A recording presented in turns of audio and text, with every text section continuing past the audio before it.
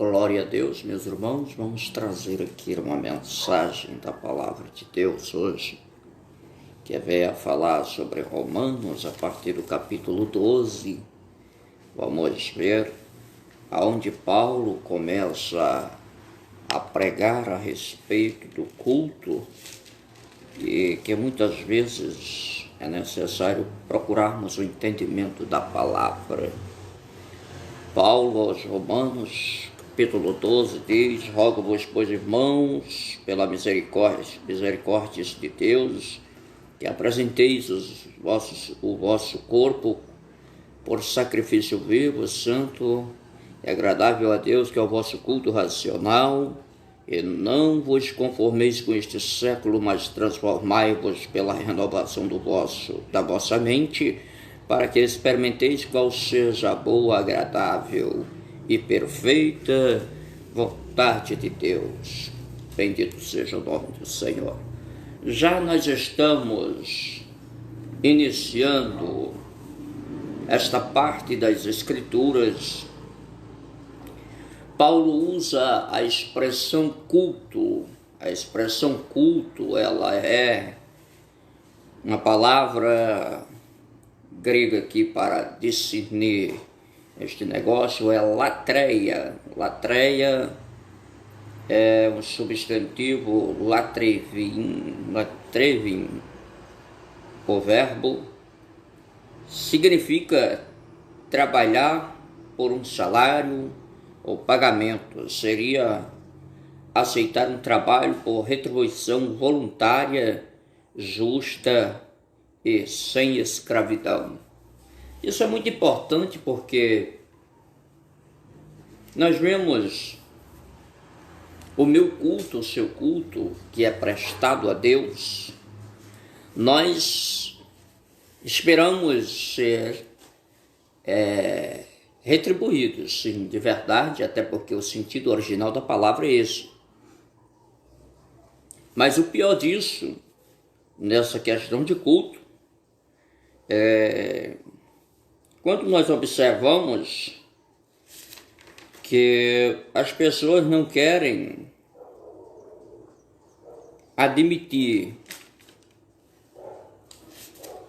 o direito daqueles que estão à frente da obra. Mas eu estou falando daqueles que estão à frente da obra, que dão a sua vida pela obra, né? E aí Paulo vai falar aqui dos direitos, do culto que somos devedores de cultuar. Porém, nós sabemos que Deus, ele retribui ao seu povo a nossa adoração, é como se fosse retribuída por Deus em algum momento. A palavra adaptação ao mundo, né? É a questão de transformação, transformai-vos pela renovação do vosso entendimento. A palavra adaptação seria sesquematizestai. Susquematizestai, né? É aí esses susquematizestai. É o grego susquematizestai. A raiz dela é esquema e significa forma exterior. E aqui ele faz uma comparação aqui na transformação, falando que tem um homem de 17 anos para um homem de 70 anos, onde o seu corpo físico pode ser o mesmo, porém o seu corpo espiritual é transformado. Isso é muito importante nós entendermos essa parte das Escrituras, que a transformação é no homem interior. O homem exterior continua sendo a mesma pessoa, né? E aí nós vemos que Paulo usa essa expressão aqui, susquematizestai. Transformação adaptação ao mundo interior, né? Pode usar aqui a palavra metamorfostai, né? Com base na metamorfose, é sempre uma transformação que acontece, né? Da raiz morfe. Significa forma ou elemento essencialmente não alterado. Nós vamos ver aqui mais uma parte das escrituras que diz que nós temos que vivermos no mundo, né? Mas essa vida que nós vamos passar a viver, ela é diferente. E a palavra para vivemos é katasarke, né? Uma vida dominada pela natureza humana, mas nós agora vamos estar em Cristo, né? Para quem está em Cristo Jesus aqui, seria uma vida catacriston ou catapneuma, dominada por Cristo ou dominada pelo Espírito, nesse caso o Espírito Santo. Nós percebemos claramente que há uma mudança quando o homem ele aceita Jesus.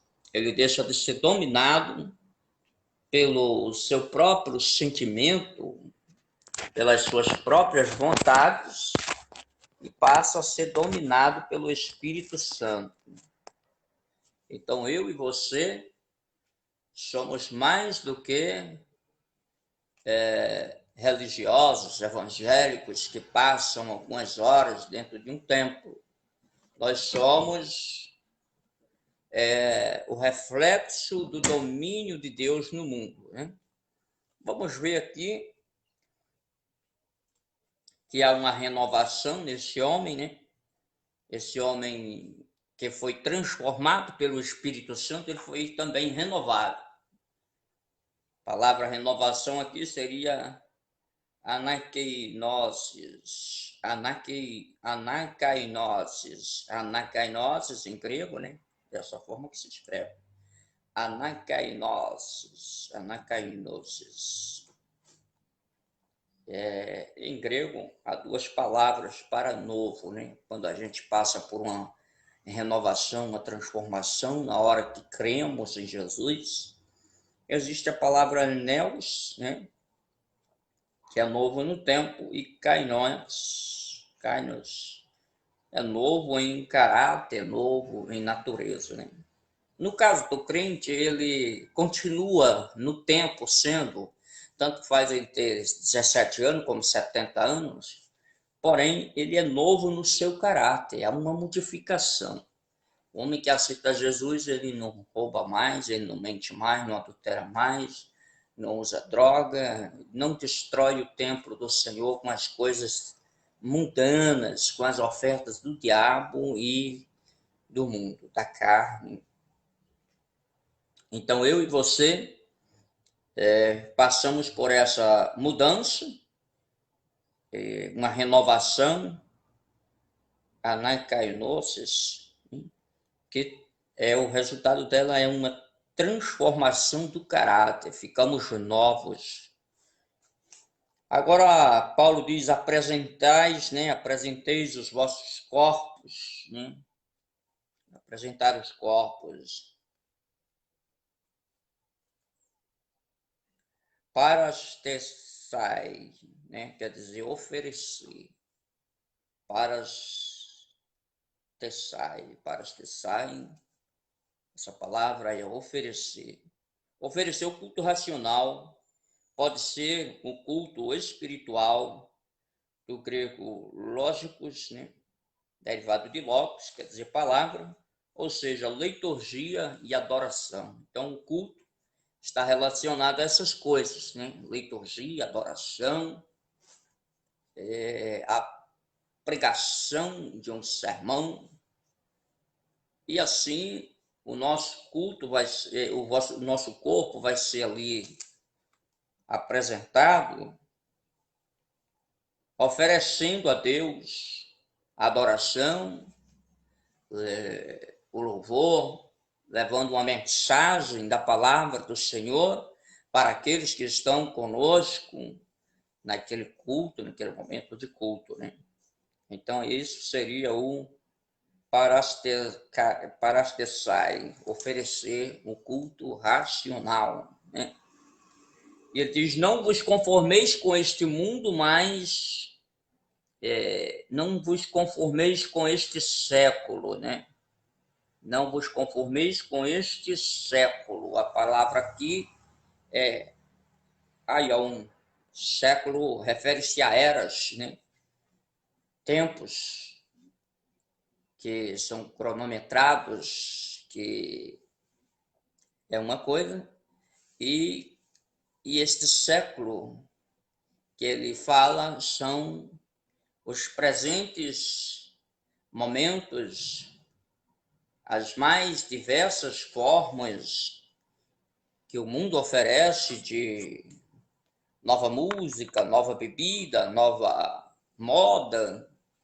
Então, este é o século da corrupção do gênero humano, o século da mente corrompida. A este século, Paulo diz que não vos conformeis, né? Não vos conformeis com este século. Não se envolva com aquilo que neste tempo que nós vivemos produz um desarranjo espiritual entre você e Deus.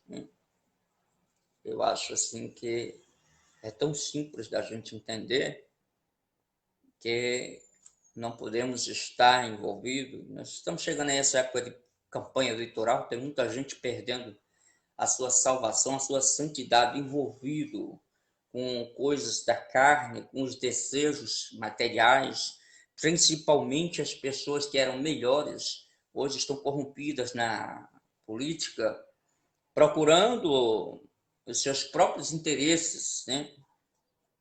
Procurando seus próprios interesses. Romanos 12, capítulo 12, versículo 3 ao 8, a igreja ela é como se fosse um corpo, né? 1 Coríntios capítulo 12, versículo 12 ao 27, e nestes versículos aqui também mostram a unidade do corpo, né? Um pastor, ele não é pastor sozinho. Um pregador, ele não é pregador se não tiver para quem pregar. O cantor, ele não é cantor se não tiver para quem cantar. O porteiro não está na porta se não tiver ninguém para passar por ela. Assim, Paulo estava dizendo que todos nós precisamos uns dos outros. Desde os membros mais simples até os mais destacáveis, todos precisamos uns dos outros. Precisamos dos obreiros que se dizem importantes e precisamos dos membros. Porque se não tiver aquele membro ou aquele congregado, ainda que às vezes nem batizou, mas que contribui com a obra do Senhor, se não tiver aquela pessoa lá dentro da igreja, o pastor vai ser pastor de quem? Se não tiver o contribuinte, quem vai manter a obra do Senhor? Então, todos precisamos uns dos outros. E precisamos não só nesse sentido, mas precisamos, na hora que estamos doentes, precisamos de uma visita. Se a pessoa tem um grande problema, precisa de uma orientação, de uma palavra, precisamos uns dos outros. Muitas vezes, pessoas com depressão, pessoas escondidas dentro de um quarto, de uma casa, elas precisam de uma palavra, precisam de alguém que ajude elas a sair, a caminhar para a Sandarábia. Então, todos precisamos uns dos outros, né? Então, não podemos dispensar ninguém. E assim nós vamos observando agora a palavra de Deus, que Deus deu dons diferentes, né? Essa palavra dons aqui é chamada de carisma e é algo dado por Deus, né? E continua aqui falando sobre outros dons, que carisma é os dons em si. E aí vem os detalhes como profecia, Alguns dizem que o verdadeiro profeta, ele é o primeiro a conhecer a Deus. A intenção do coração de Deus é revelada primeiro aos profetas, né? No livro de Amós, diz que o Senhor fala: eu não vou fazer nada sem antes eu revelar aos meus servos os profetas, né? Agora, tem o profeta de Deus e tem os profetas de Araque. Jesus Cristo chamou de falsos profetas, né? Então, tem homens e mulheres de Deus usadas no dom da profecia que nós vemos que se cumpre, né? Deus tem me dado algumas revelações, chamamos de profecia, que tem se cumprido assim rapidamente. Tem algumas que demoram meses, tem algumas que demoram anos, porque está dentro do tempo da promessa de Deus. Abraão recebeu a promessa de Deus, demorou 25 anos para poder o seu filho nascer. Eu tenho colegas que chegou com um casamento destruído lá em Rondônia e Deus falou com elas que em menos de 8 dias o marido voltava e se reconciliava. E Deus cumpriu literalmente, em menos de 8 dias. Mas tem pessoas que demorou mais tempo, mas o casamento foi restaurado. E, inclusive, eu estava vendo esses dias no Facebook da pessoa, uma pessoa que demorou quase um ano para poder restaurar o casamento. Mas está restaurado, glória a Deus. E assim, a profecia, ela é o plano, o projeto de Deus, o pensamento de Deus, e que tem tempo determinado por Deus para todas as coisas debaixo do sol. Tem aqui um dom de servir, né? É diaconia, né? Tem um dom aqui para ensinar, tem a exortação, tem o contribuir. Se contribuir aqui às vezes é chamado de japlotes, né? Significa simplicidade e generosidade. E tem o de presidir com zelo e exercer misericórdia. Eu acho interessante porque desses japlotes, que é contribuir com simplicidade, com humildade, né? Jesus viu umas pessoas colocando oferta um dia e ficou muito interessante aquela palavra de Deus ali, porque o Senhor Jesus disse assim, de frente com o gasofilácio, ele viu os homens ricos, jogavam moeda e fazia aquele barulho, e muitos ricos colocavam só porque queriam ser vistos que estavam colocando moedas, né?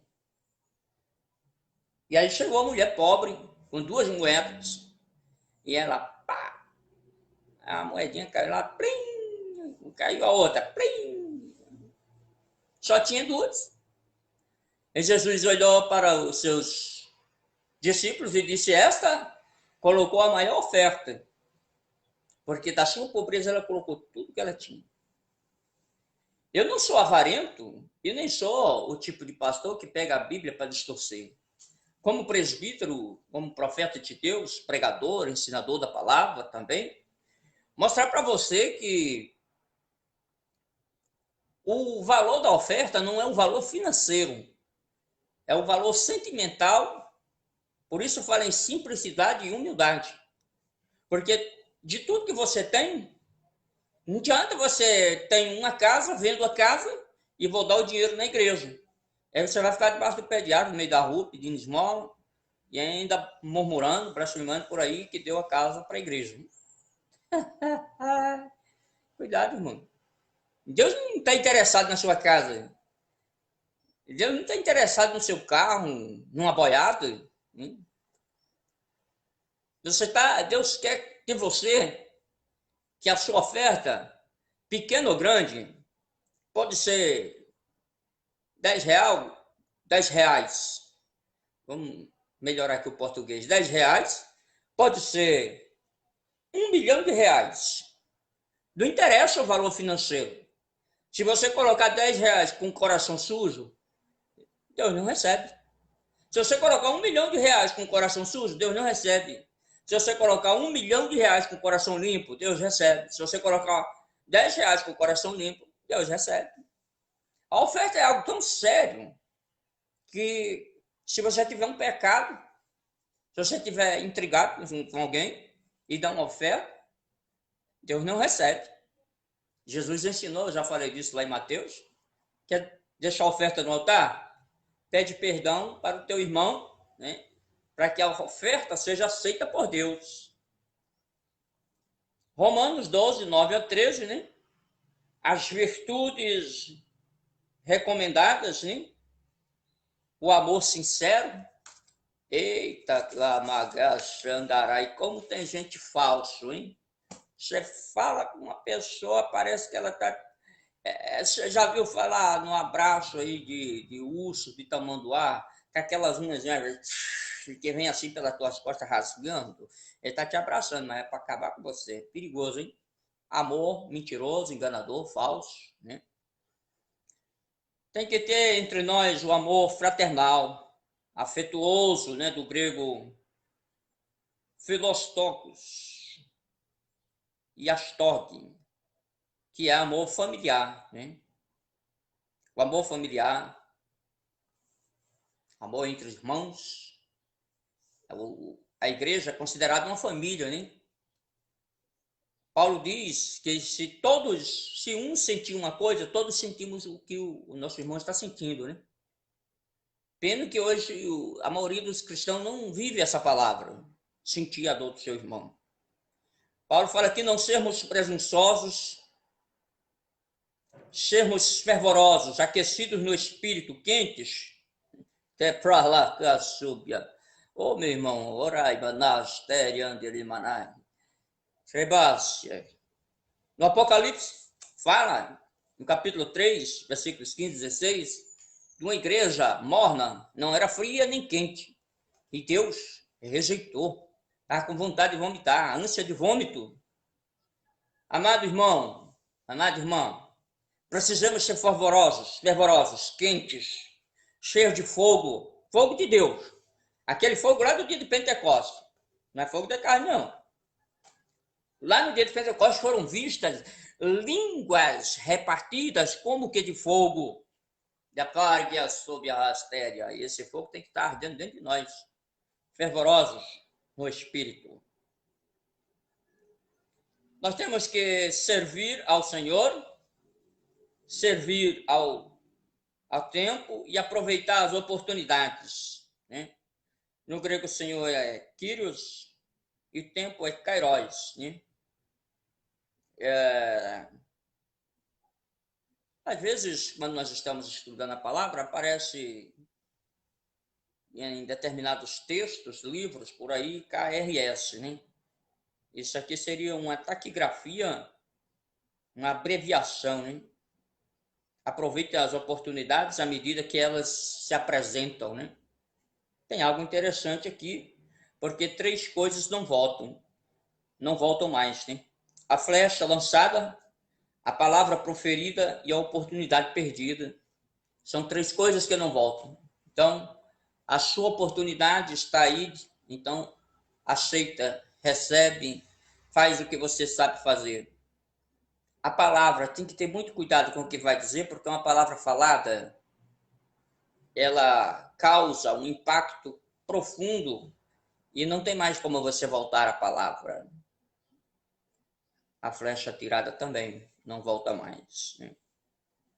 Nós vemos aqui que temos que enfrentar tribulações, temos que ter esperança, temos que ter perseverança na oração e compartilhar, falar das nossas necessidades e ajudar uns aos outros. Palavra que nós vamos iniciar agora no capítulo número 13. Romanos, capítulo número 13. Paulo fala que nós devemos ser... Romanos, capítulo 12, ainda, capítulo 12, que ele fala aqui ainda, no versículos que se segue, ser hospitaleiro. Em Hebreus 13, 2, fala sobre a hospitalidade. Meu irmão, alguns não sabendo hospedaram anjos. Lá em Hebreus, capítulo 13, diz que alguns não sabendo hospedaram anjos na sua casa. Sabe o que eu acho interessante? Porque hoje os superpastores, os monstros convencionais, ensinam que não deve se estar recebendo ninguém em casa e tal. Infeliz. Prega a fé de Abraão, hipócrita, fariseu.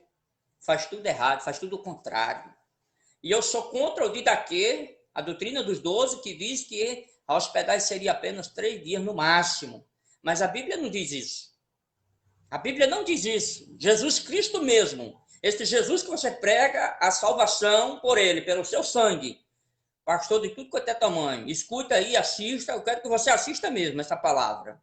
Vá assistindo esse vídeo aí, e para você entender que Jesus mandou os discípulos dizendo, ide, curai os enfermos, expulsar o demônio, não levem alforjes, não levem 2 túnicas, e na casa onde você entrar, entre nela, fique nela até o fim da sua missão, até terminar. Ele não disse 3 dias.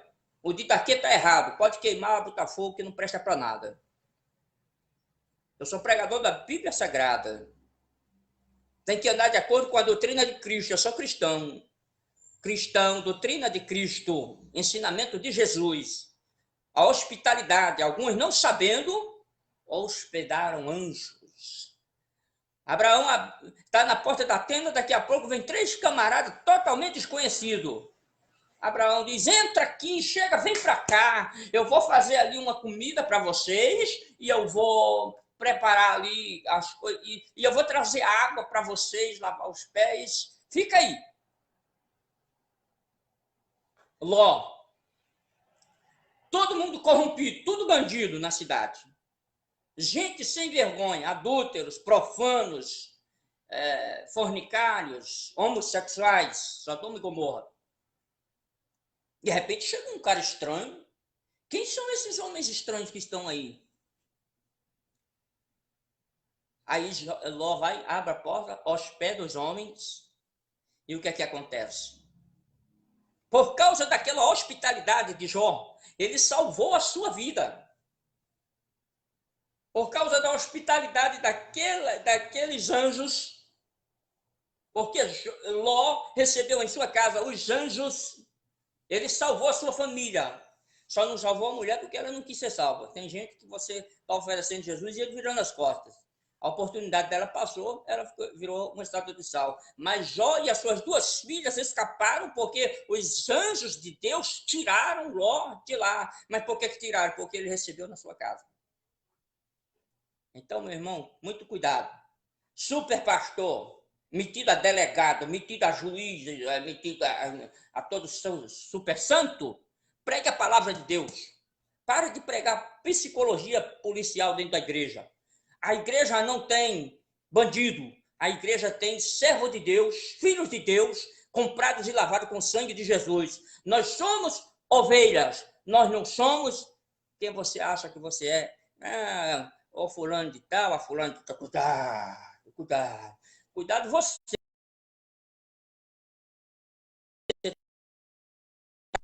Invertendo a palavra de Deus, agindo de maneira antagônica à palavra de Deus. Antagônico significa exatamente o contrário. E aí é que está o seu problema, porque você está cuidando do seu umbigo, né? Inclusive, gente, maliciosos, obrigam as pessoas a estudar, até livros, né? Aí os milhões do lucro dos livros desaparecem e fazem seus patrimônios, casas, mansões, prédios dentro de condomínios fechados, caríssimos. E a igreja, que muitas vezes o irmão fica desempregado, eles se escondem, eles contratam monstros para serem seus seguranças. Pastor cheio de segurança é bandido. Cheio de segurança, 4, 5 segurança, 10. Contratado. Entra no supercarro, ninguém nem vê, só vê, já está lá em cima do altar, já entrou, já é escondido. Ele passa igual o espírito maligno, entra pelo meio, entra encurtado. Tem que se converter. Pregue a hospitalidade e na sua casa também hospede os homens e mulheres de Deus que andam pregando o evangelho. Nós devemos, Romanos 12, 14 ou 21, fazer algo muito difícil, abençoar os que vos perseguem. Essa aqui é muito séria, essa parte da palavra de Deus, ela é muito séria. Essa parte de abençoar os que vos perseguem é algo tremendo, porque hoje está difícil de abençoar quem nos abençoa, imagina quem nos persegue, né? Nós devemos nos alegrar com os que se alegram e chorar com os que choram. Versículo muito importante, porque alegrar com quem se alegra é bom, e chorar com quem chora. Será que a gente está disposto a chorar? Tem gente que não vai nem no velório de ninguém, nem para não chorar. Tem gente que não vai... o irmão está passando uma necessidade, ele não vai nem lá. E os sabidões hoje, muitos líderes evangélicos, vou falar a verdade, diz que a oferta no seu bolso. Se o irmão está passando necessidade, ele vai pedir mais coisa lá em cima do altar. Está errado. Está errado. Os dízimos da oferta é para manutenção do povo de Deus, para ajudar eles. O dízimo da oferta não é para você comprar carro, casa, fazenda, loja, livraria, montar escolas, isso e aquilo não. O dízimo da oferta é para ajudar esse irmão que está aí passando necessidade. Principalmente hoje, que nós temos quase 20 milhões de desempregados no Brasil. Agora, venda a sua fazenda, você que comprou com o dinheiro do povo de Deus, e casas, carros. Não é só esses novos agora, não. É gente que tem 4, 5, 8, 10 séculos por aí afora, que foi comprando e só bota a culpa nas novas igrejas. Mas as antigas também têm pastores mega milionários com dízimos e ofertas e não fazem nada pelo povo. Não faz nada pela obra de Deus. Cheio de irmãos desempregados, pessoas precisando comprar remédio, e você com carrão de 150 mil, 200 mil reais, com apartamento de 500 mil, de 1 milhão de reais, super casas, e não ajuda o povo de Deus. Você está errado. Você tem... Agora pega a sua casona, vende, casona de 600 mil, de 1 milhão de reais, 2 milhões de reais, 4 milhões de reais, 5 milhões. Compra uma casinha simples. Pega o restante e ajuda os milhões de desempregados que estão dentro da igreja, precisando de comida, de vestes e de remédios. Ajude o povo de Deus. Ou você vai ficar aí com o seu tesouro e esse povo simples, ele vai morar no céu. A palavra de Deus é essa mesmo. Chorai com os que choram. Venda a sua casa de milhões, de 1 milhão, 2 milhões, 5 milhões, 500 mil. É isso aí. Vamos ajudar os que estão necessitados nessa fase. Viver em harmonia, conduta boa, ter paz, não ser vingativo. A vingança pertence a Deus e é Deus quem retribuirá. Dar de comer a quem tem fome, de beber a quem tem sede, mesmo que seja teu inimigo, porque amontoarás brasa viva sobre a sua cabeça. É uma forma de conquistar a pessoa. E vencer o mal com o bem. Essa é a palavra do Senhor no capítulo 12 de Romanos. Capítulo 13, nós vamos falar aqui a obediência às autoridades, né? Que, por mais santo que eu seja, existem autoridades acima de nós, por mais santo que você seja, e que precisam ser respeitadas pelo que elas representam. Porque se você fizer tudo certinho, não vai nem um delegado na sua casa. Se você fizer tudo direito, nunca vai chegar um oficial de justiça com mandado de prisão na sua casa. Então, anda direito. Nunca vai chegar um processo contra a igreja que andar dentro da palavra de Deus. Agora, a igreja mal intencionada, que anda fazendo as coisas que o mundo faz, aí defende está na televisão, está na internet... Pastor fulano está sendo preso. E não é por causa do evangelho, não. Pare de ser mentiroso. É por causa da sua cobiça, da sua avareza. É por causa da sua prepotência. Eu sou o cara, eu mando, eu sei, eu digo, eu posso. E Deus não se agrada disso. Né? Deus não se agrada, não. A palavra do Senhor vai mostrar aqui que nós temos que ser obedientes às autoridades, né? Pagar os nossos impostos, que está uma manobra miserável do cão dentro das igrejas. Vou falar, entendeu? Eu vou falar para você, o meu nome está escrito no livro da vida. Mesmo que os pastores criminosos queiram mandar me matar, eu vou falar a verdade. Tem pastor aí criando livraria, criando lojas, tem pastor aí criando gravadoras ligada ao CNPJ da igreja para não pagar impostos. É crime na lei do nosso país. Eu não vou me esconder. Se quiser matar, matar João Batista também. Se quiser matar, matar Jesus também. Mas Jesus mandou pagar impostos. Temos que pagar os nossos impostos. A igreja, os dízimos e as ofertas, não. Os votos, não. Mas a sua livraria, a sua gravadora, a sua loja ligada ao CNPJ da igreja, ela tem que pagar impostos. Inclusive, impostos milionários. Só um livrinho de estudo que tem por aí, que vende mais de 10 milhões a cada 3 meses, dá um lucro de quase 30 milhões, entre 20 e 30 milhões. E onde é que fica? Cada 3 meses a sonegação de imposto miserável. No final do ano, sonegações altíssimas. E o dinheiro, o lucro, desaparece, nunca é repartido com a igreja. Porque na igreja primitiva, tudo que entrava era repartido de igual modo para todo mundo, viu, pastorzão? Você pode ser da convenção que você for. Eu gosto de bater em Caba Grande, porque matar os pequenos é fácil. Eu quero ver bater de frente. Tá? Eu estou falando a verdade para você se converter e para você pegar os seus milhões e repartir com a igreja. Porque a Bíblia ensinou assim, lá em Atos dos Apóstolos, capítulos 4, 5, você vai ver na igreja do capítulo 2, a comunhão de bens. Ninguém tinha, o que tinha era seu. Agora os milhões ajuntados em algumas igrejas está sendo para enriquecer só famílias de super pastores. Tá? Cuidado, Deus não se agrada de você não. Prega a verdade. Romanos 13, versículos 11 ao 14, o dia está próximo, né? Nós vamos ver aqui que a vinda de Jesus se aproxima e tem uma série de pecados que vão lá na igreja de Roma, nessa época. Paulo vai combater a orgia, como uma banda de amigos que acompanham um vencedor de jogos, né? Eles, naquelas suas orgias, alguém vencia uma partida de jogos, uma competição, e aquela banda ia fazer aquele festival lá, né? Esse aqui é o Cormos. Tem a bebidice, né? Do grego mete, é algo particularmente desgraçado a bebida, né? Os gregos, eles gostavam de beber vinhos, mas a bebedice era vergonhosa. Até as crianças participavam do vinho, mas como? No café da manhã, uma fatia de pão embebida no vinho, né? Chamado de acratismo. Isso aqui está na leitura da carta de Paulo aos Romanos. Nós estamos estudando isso aqui. E aí nós vemos que a embriaguez era vergonhosa, a bebida excessiva era vergonhosa, porém tinha aqueles que bebiam um pouco de vinho, mas na cultura grega, não era no cristianismo. Preste bem atenção para não misturar e dizer que o pastor está mandando o povo beber. Presta atenção, está na palavra de Deus. A embriaguez é vergonhosa.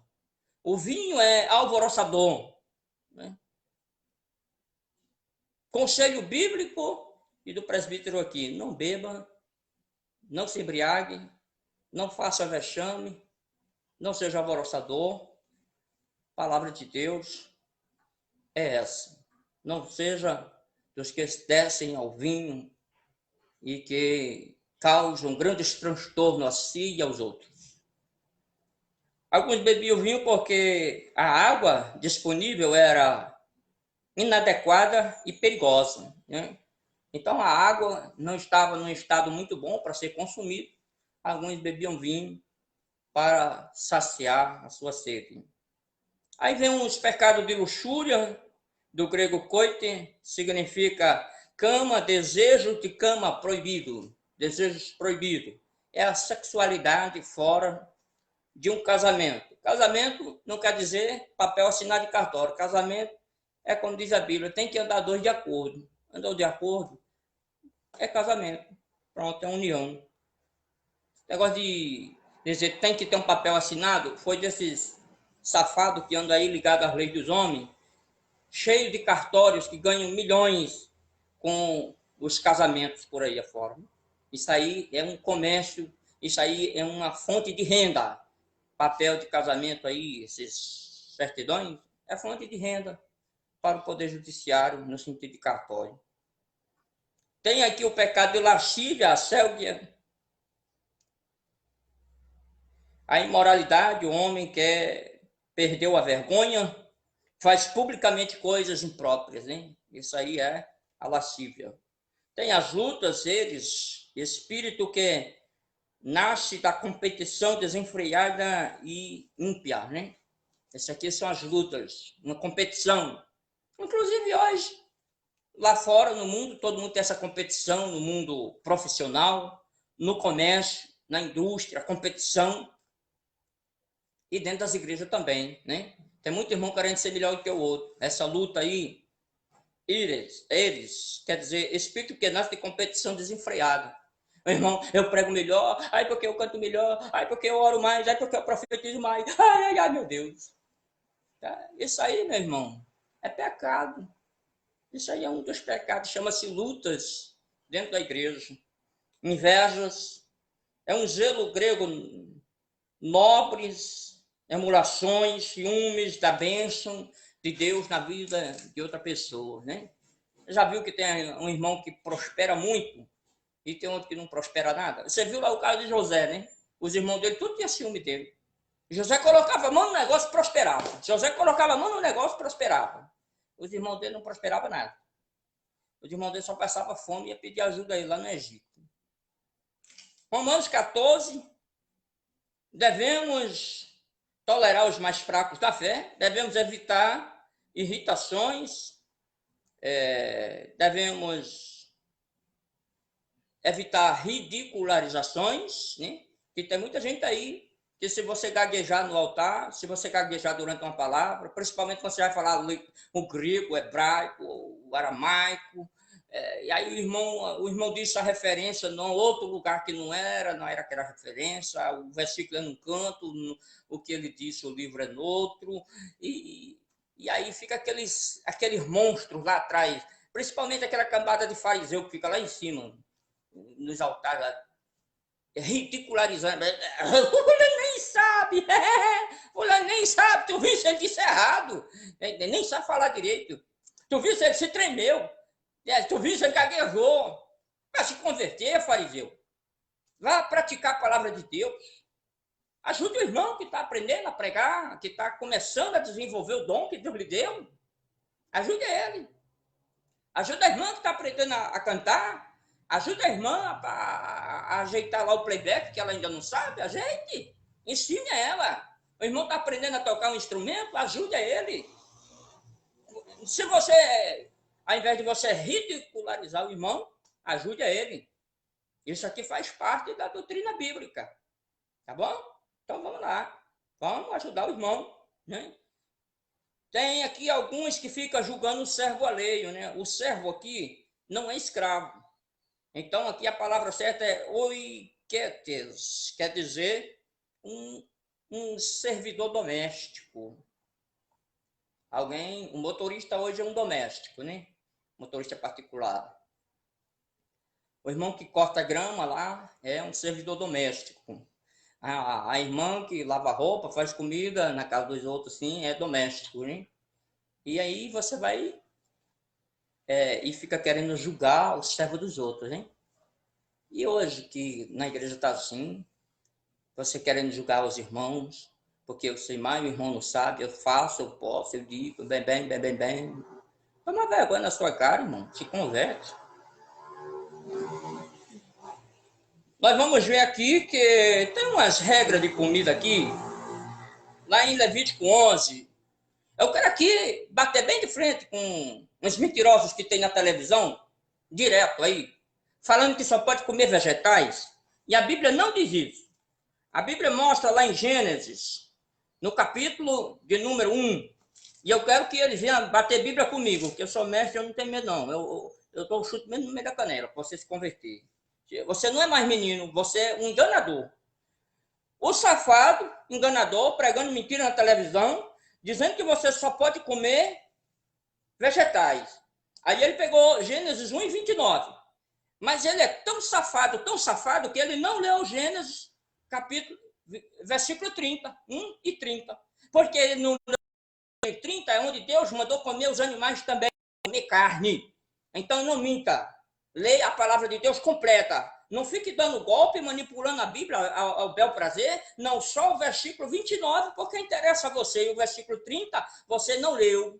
Você diz que é só vegetais, mas não está na Bíblia assim. Tem que comer carne também, comer os animais. Está escrito Gênesis 1 e 30. Então, comer vegetais também, comer animais também, comer os dois. Então, não separe, vai enganar o cão.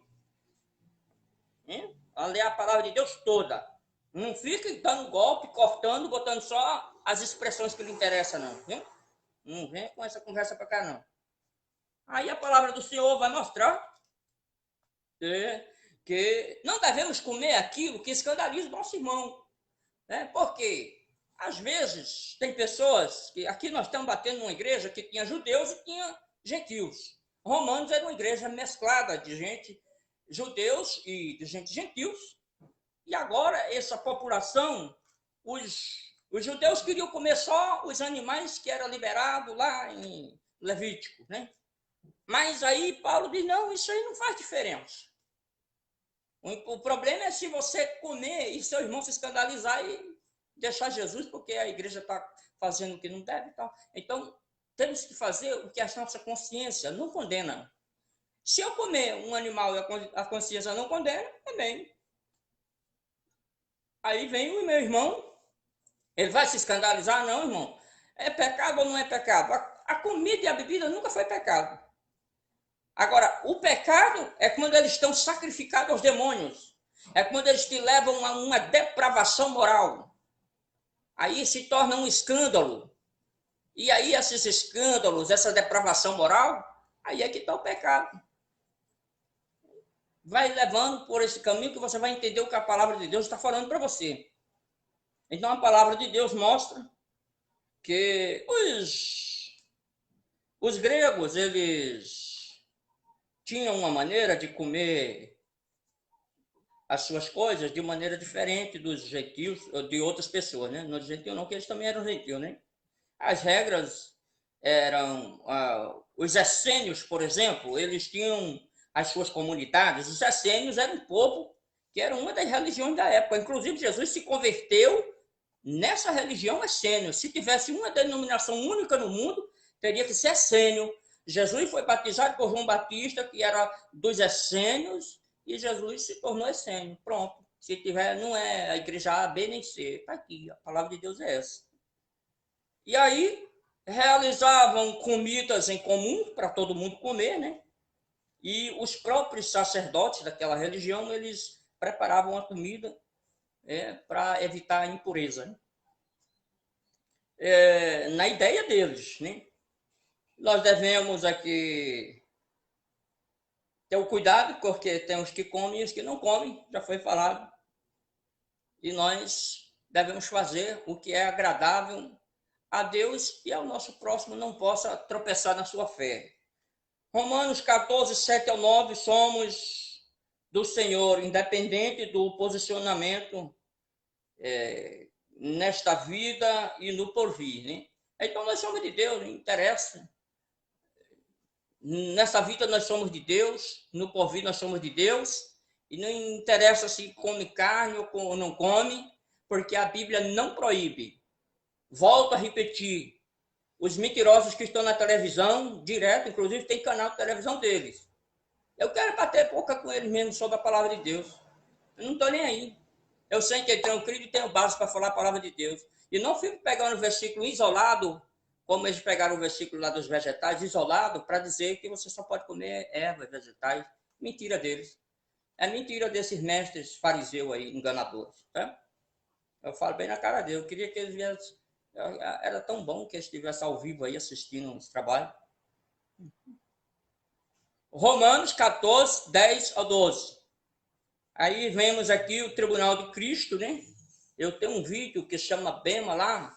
Então, lá no meu YouTube tem um vídeo, e no Facebook também, falando sobre o Bema, o Tribunal, o julgamento das obras, né?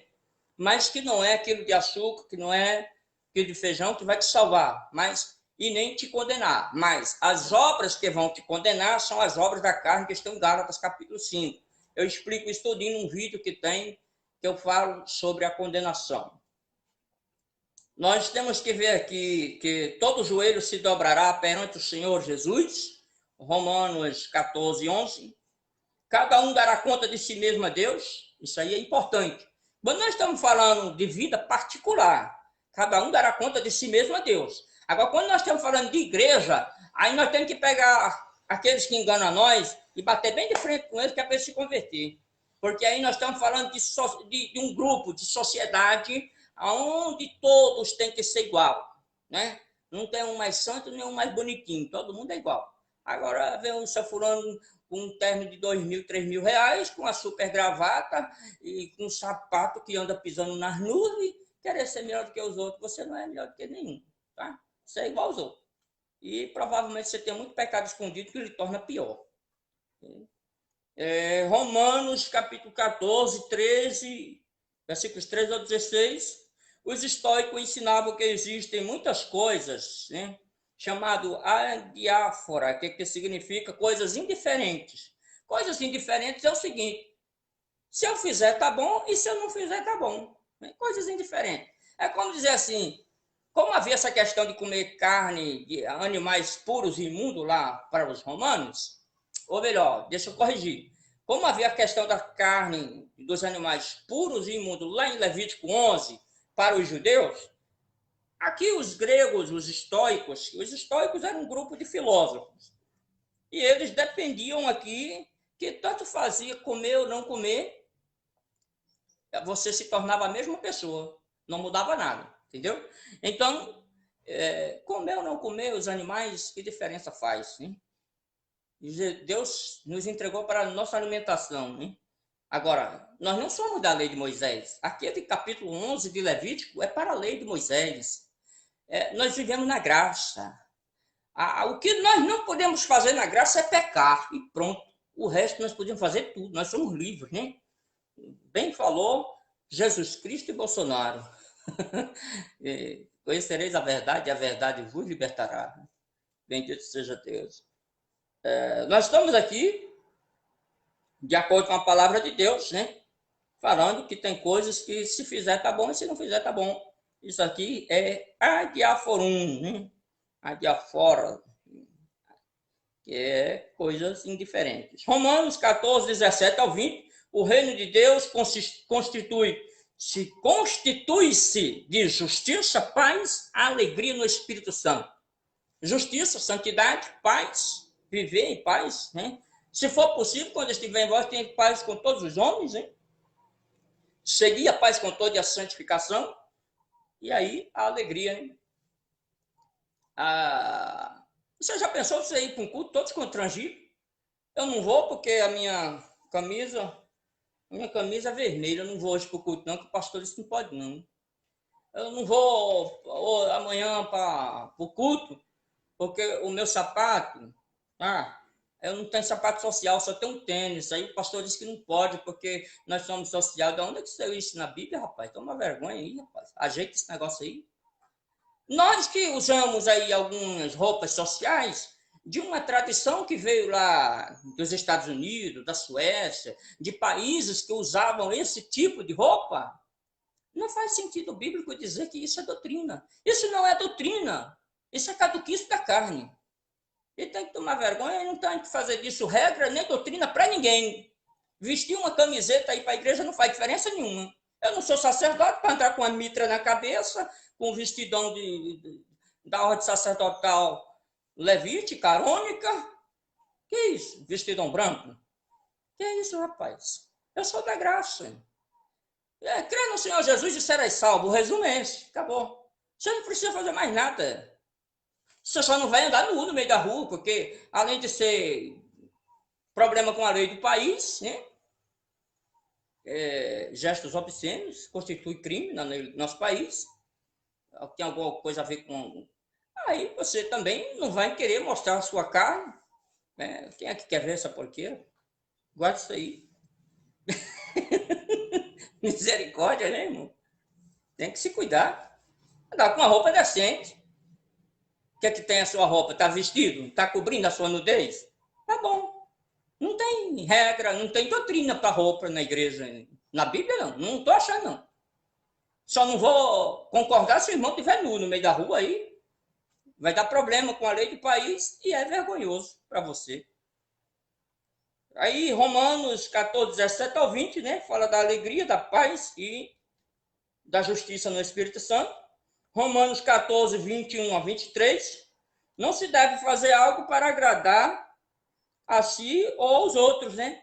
Mas que a sua consciência esteja tranquila. Então, é uma palavra de Deus muito forte essa. Romanos capítulo 15. Nós vamos entrar aqui na simpatia e altruísmo, né? Paciência,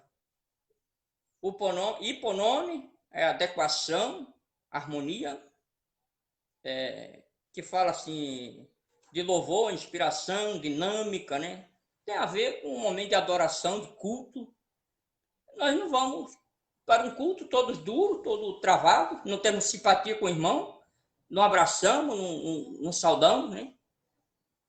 Não tem cumprimento nenhum. O irmão fica, parece dois bichos brutos, um encarando o outro. Que é isso? Que é isso? Aonde é que você vai para o céu? Parece dois touros bravos dentro do curral, ou no pátio, numa vegetação, querendo comer alguma coisa, e o outro bravo com o outro. Não é assim não, irmão. Tem que ter simpatia. Tem que... Pai do Senhor, Pai do Senhor. Dá um sorriso. É melhor você dar um sorriso do que você dar um tiro na cabeça de alguém. Dá um sorriso. Oferece um sorriso pro irmão. Você vai ver como vai mudar a história. Abraçar até o seu inimigo. Tem tanta gente que deixou... Uma vez, uma certa pessoa conversou comigo e falou: eu escapei da morte por causa de um sorriso. A pessoa ia atirar nela, dormindo. E quando pegou o revólver que levou na cabeça dela, ela dormindo, abriu um sorriso. E o cara guardou a arma e chamou ela e falou: eu ia te matar, eu não te matei porque você abriu um sorriso. E a coisa mais linda que eu vejo de você é o seu sorriso. Não é lugar longe não, aqui mesmo em Goiânia, faz alguns anos aí atrás. E o seu sorriso, ele muda muita coisa. Você conquista um emprego, você conquista uma amizade. Entendeu? Então, dá um sorriso para alguém. Jesus te ama, sorria. Aí a palavra do Senhor, temos que ter paz, alegria, esperança, gozo. Você ir para um culto, para uma sociedade, onde você não tem paz, onde você não sente alegria, é triste. Então vai, leva sorriso, leva alegria, leva paz, leva gozo, fala coisas que vai atrair as pessoas, atrair para você aquele grupo de amigos, de irmãos, de sócios daquele negócio. Vamos lá. Vamos mostrar que somos diferentes, somos cristãos. Cristão não é um bicho todo duro, todo travado, não. Espera aí que lá vem um robô. Não, nós somos alegres, nós somos felizes. Nós temos Cristo, nós temos salvação, vida eterna.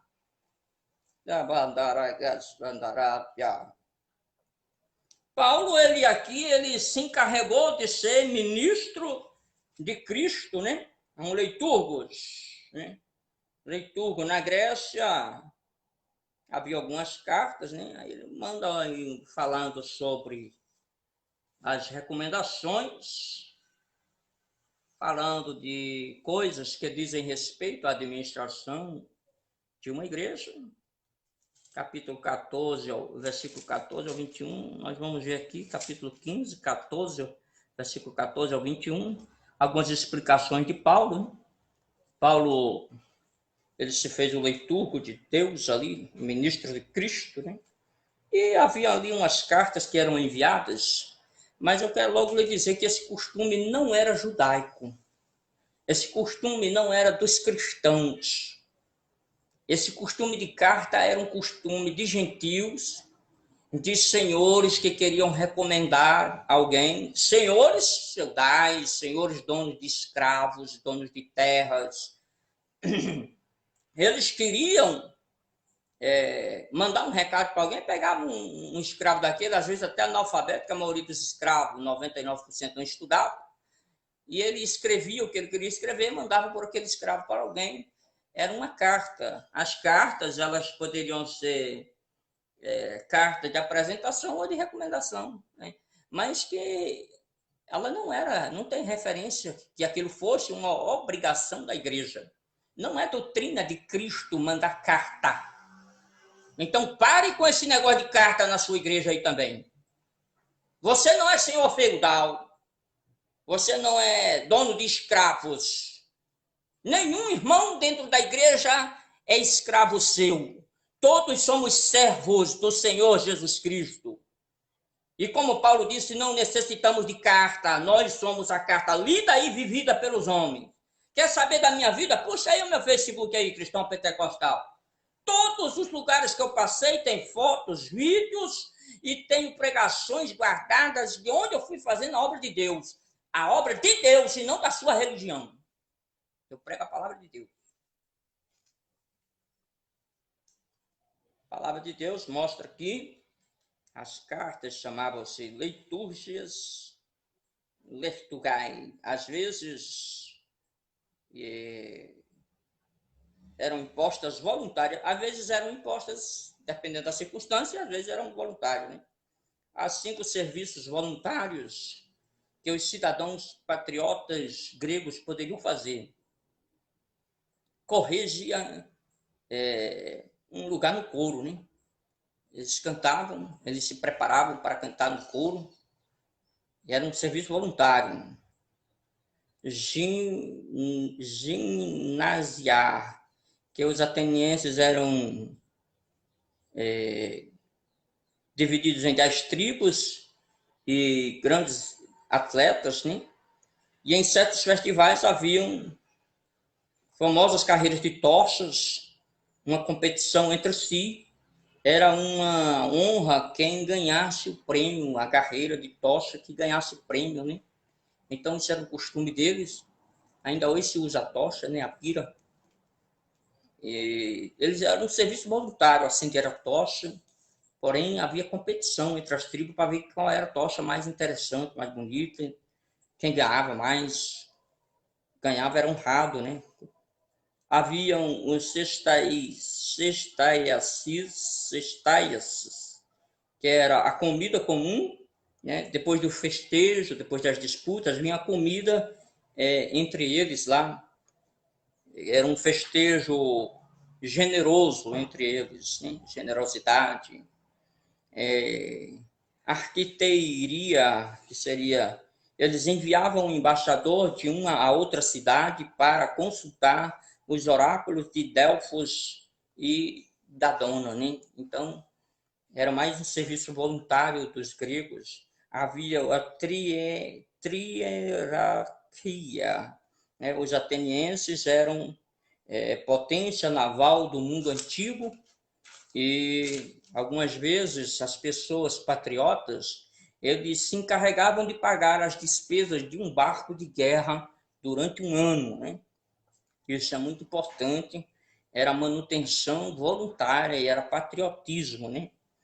Existe aqui hoje pessoas que possam manter a obra de Deus, que é uma forma de patriotismo. Só que agora a nossa pátria é no céu. Nós estamos mantendo a obra do Senhor para que possamos ganhar almas para o reino de Deus, né?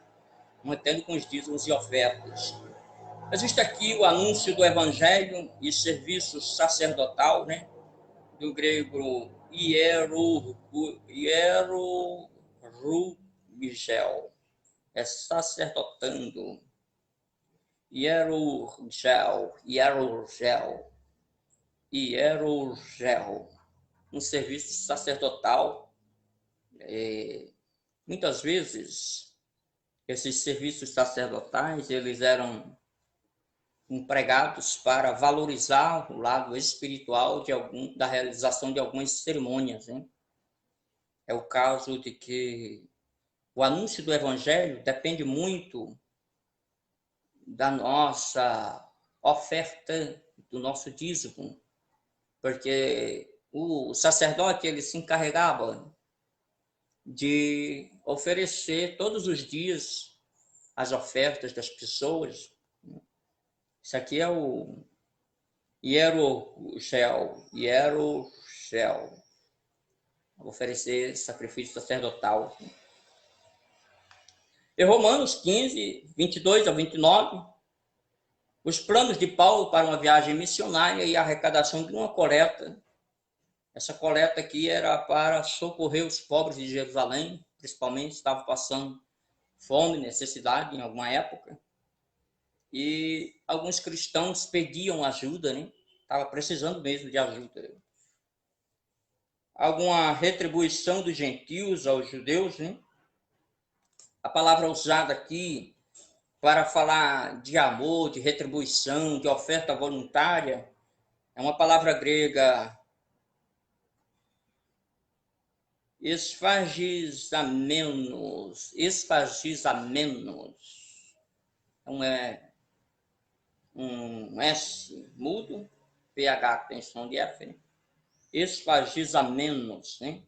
Era como um selo, uma oferta de amor dos gentios para os santos de Jerusalém, né?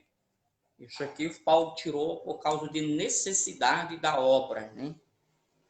Romanos 15, 30 ao 33, né? Nós devemos lutar todos juntos em oração. Nós devemos sempre estar juntos em oração. Romanos 16, no mundo antigo era comum cartas de comunicação, mas sem valor espiritual. Preste bem atenção, que tem carta de recomendação aí que é uma verdadeira denúncia. E tem pastor aí que quer que você fique pegando carta de recomendação dele porque ele quer regular a sua vida. Ele não te ajuda, infeliz, só quer acabar com o teu ministério, o teu chamado. Ele tem que se converter, seu pastor. Um servo levava de um senhor. O senhor aqui, no caso, era Mistarion, né? Era um olivicultor para o sumo sacerdote, um recado, lhe deu uma carta de apresentação, né? Era um costume das gentes que não eram cristãos. Então você precisa aprender isso para combater os erros da sua religião. Era um costume, mas que não era um costume cristão. As cartas eram conhecidas como Sustaticai e Epistolai, que são cartas de recomendação e apresentação, mas, torno a repetir, não era o costume dos cristãos, não faz parte da doutrina da igreja. Entendeu? Isso aí é simplesmente gente querendo dar uma de delegado, querendo comandar a sua vida. Febe era uma diaconisa. Eu quero pegar de couro agora, pastor safado, que não consagra as irmãs na sua igreja, não tem colocado as irmãs no ministério. Eu quero pegar você de frente hoje. Febe era diaconisa. Tem uma super mega religião no Brasil e fora do Brasil, que ela humilha, discrimina, abate as mulheres. E que nunca permitiu que você, mulher, fosse consagrada a diaconisa, fosse apresentada. A palavra certa é apresentada. Porque diáconos não são consagrados, não são ungidos. Consagração é o que nós fazemos, jejum, oração e Bíblia. Nunca são ungidos. Diáconos são apresentados. E a diaconisa Febe, da igreja em Cencreia, um dos 2 pontos de pregação lá na cidade de Coríntios, ela era diaconisa Febe. E você que negou durante décadas, 5, 8, 10 décadas, negando que a mulher tivesse direito ao ministério, você que tem livrarias gigantes, grandes escolas teológicas, por que você não teve vergonha na sua cara de colocar as irmãs no ministério, hein? Aliás, meus parabéns às irmãs diaconisa, missionárias. Eu não posso dizer pastoras porque eu não achei na Bíblia pastoras, mas no dia que eu achar, eu dou os parabéns também. E eu quero parabenizar todas as mulheres que conquistaram o seu lugar na sociedade. Policiais, advogadas, médicas, contabilistas, pessoas que conquistaram seu lugar na sociedade, vereadoras, deputadas, em todas as repartições sociais, públicas e privadas, onde vocês conquistaram seu espaço. Parabéns para todas as mulheres. Que Deus continue abençoando, dando sabedoria e conquiste cada vez mais o seu lugar.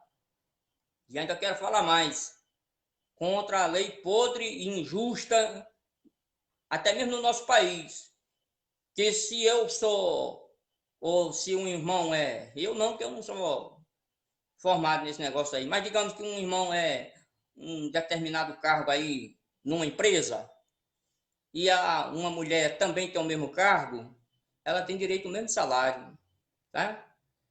Salário diferente é discriminação, é tortura, é desprezo, rebaixamento.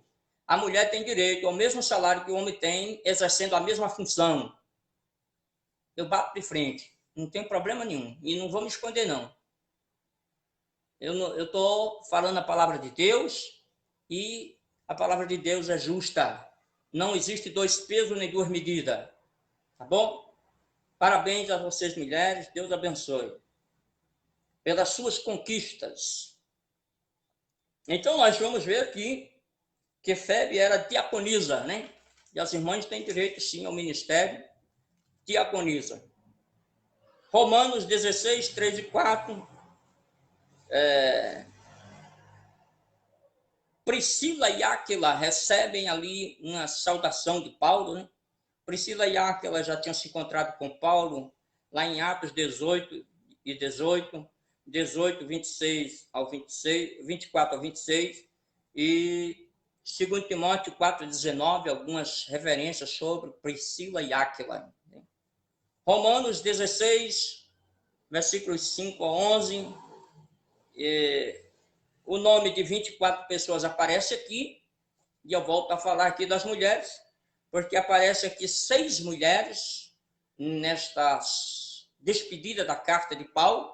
Paulo estava querendo quebrar um tabu ali, onde as mulheres na sociedade antiga eram discriminadas literalmente. Eu acho isso um absurdo, mas hoje já está tudo diferente, glória a Deus. As irmãs e também as mulheres lá fora, que mesmo não seja evangélica, conquistaram seu espaço na sociedade. Para mim, eu acho isso algo extraordinariamente maravilhoso, saber que as mulheres lutaram e conquistaram seu espaço, né? Observamos aqui que Paulo fala de pessoas que ele parecia ter intimidade. Porém, este capítulo é questionado porque Paulo nunca esteve em Roma, né? E esse capítulo parece estar um pouco destacado, separado do restante da carta. Observamos aqui que Paulo fala de uma mulher chamada Maria, fala também de Trifema e Trifosa, né? Fala de outra mulher chamada Pérside. Aparecem 6 mulheres aqui, que ele fala o nome, que elas trabalharam aqui é dar tudo, dar o seu melhor, né? Fazer o maior esforço, chamado do grego kopian, verbo kopian, um esforço, um trabalho, uma dedicação, né?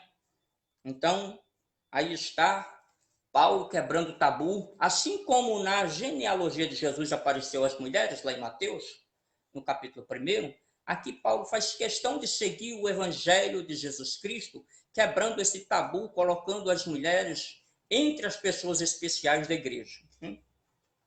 Vamos ver aqui no versículo 13, Rufo, né, pai de Alexandre, era Rufo e é filho de Simão, lá de Cirene, do norte da África, aquele homem que ajudou a levar a cruz, né? Então aparece o nome de Rufo aqui no versículo 13, é uma referência lá em Marcos, capítulo 15, versículo 21.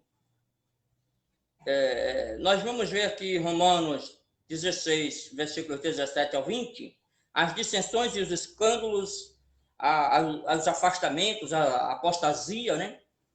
Os que não servem a Cristo a que fazem estas coisas. Lê aí no versículo 18, você vai entender. Palavras suaves, mas lisonjeiras, palavras maliciosas, né?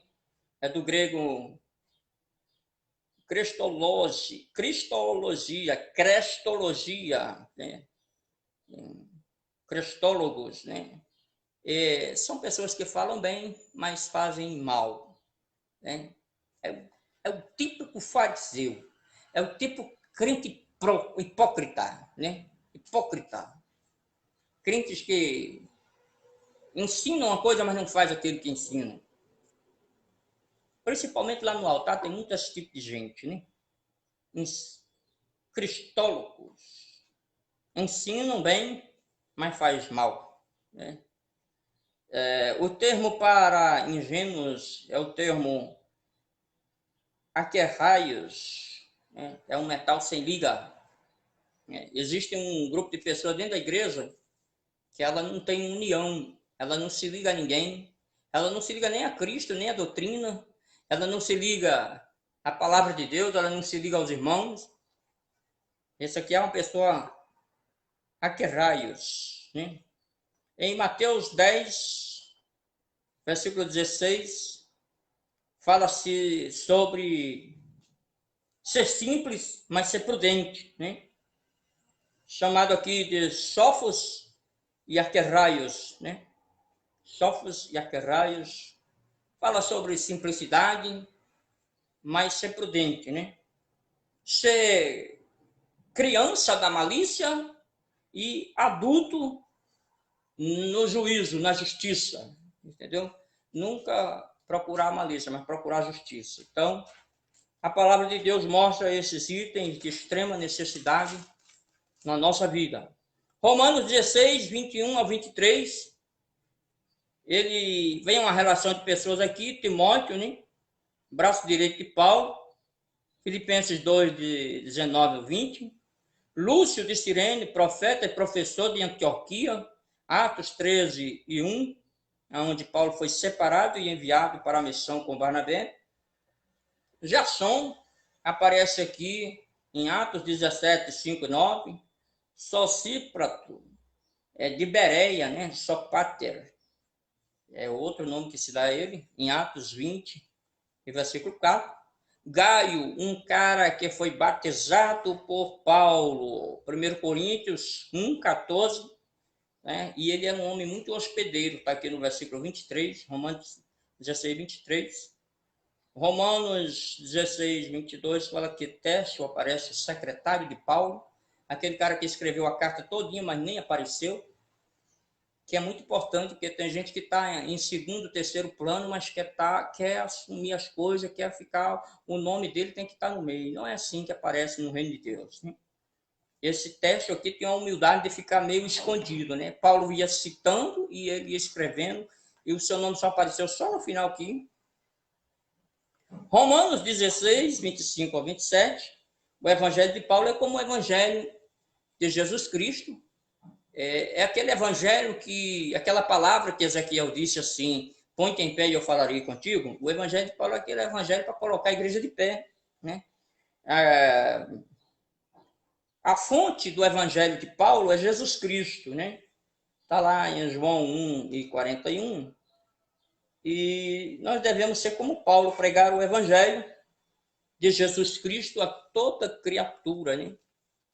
Pregar o evangelho de Jesus Cristo e pregar a toda criatura. Então, eu e você somos convocados a pregar a palavra de Jesus Cristo. Encerramos aqui a carta de Paulo aos Romanos. Ficamos gratos a Deus por estes 16 capítulos, 433 versículos. E convido você a assistir todos esses vídeos para edificar, aprender e para ter inspiração e adquirir detalhes importantes para pregar a palavra de Deus. Você, novo pregador, você, homem de Deus que está começando, iniciando, testemunhado, novo convertido, aprende aqui a palavra de Deus que você vai ver que Deus, ele fala coisas diferentes do que disseram na sua religião. E mais importante do que a tua religião é a palavra de Deus, a qual nós pregamos, viva e eficaz, mais penetrante que a espada alguma de dois gumes. Vou fazer a oração de encerramento da carta de Paulo aos Romanos, dando graças a Deus. Senhor, muito obrigado. Eu te dou graças em nome de Jesus Cristo. Continue, Senhor, trabalhando na mente e nos corações das pessoas que estão conosco. Que o teu nome venha a ser glorificado. Meu Deus, eu continuo, Senhor, orando nos montes, em casa, em muitos lugares onde nós estamos apresentando cada irmão, cada irmã, para que estejam cativas a mente, estejam presas à palavra do Senhor que está sendo pregada com a verdade limpa, sem arrudeios e sem puxar saco de ninguém. Deus, eu te peço a bênção e a vitória para esse irmão que vai assistir esses vídeos, que vai, Senhor, receber a tua palavra, Senhor, tanto aqui no Facebook Cristão Pentecostal, como lá, Senhor, no nosso canal no YouTube, Pregador Jeremias. Meu Deus, eu te peço a bênção e a vitória para todos em nome de Jesus. Muito obrigado, Pai, o Filho e o Espírito Santo, e aos santos anjos de Deus que estiveram conosco em nome de Jesus. Amém. E graças a Deus.